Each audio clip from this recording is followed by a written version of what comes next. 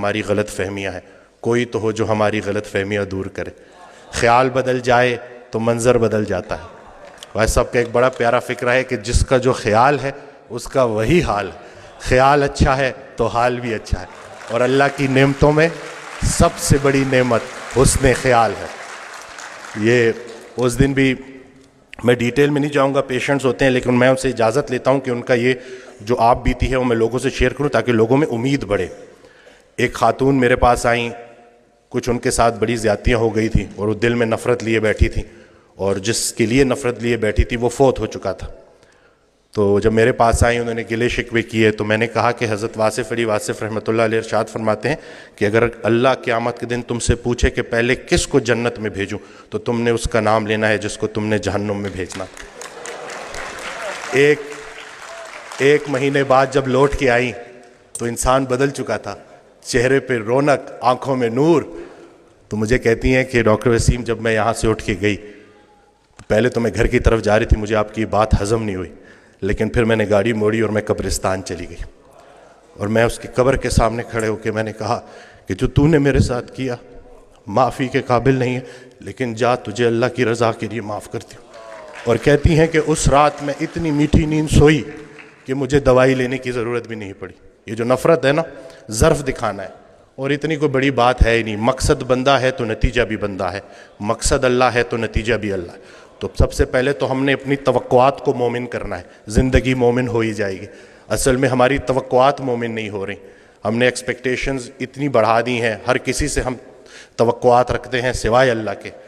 تو اپنا گھر، اپنی تنہائی، اپنی قبر، اسی کے اوپر فوکس کریں۔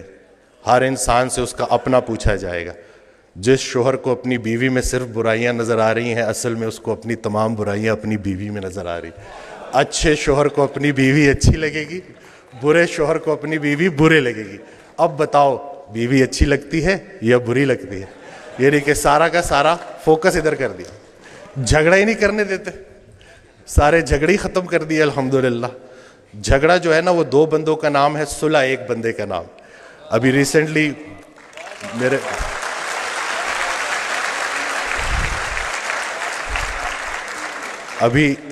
میرے ساتھ ایک واقعہ ہوا، میں گاڑی ریورس کرا تو وہ برانڈ نیو گاڑی تھی، وہ لگ گئی، وہ پیچھے سا غلطی میری تھی، تو میں اترا تو وہ بڑے غصے میں میری طرف آئے، تو میں نے فوراً معافی مانگ لی نا کہ مجھے نظر نہیں آیا، میں بہت معذرت کرتا ہوں، اور بہت زیادہ میں نے ان سے معافی نا۔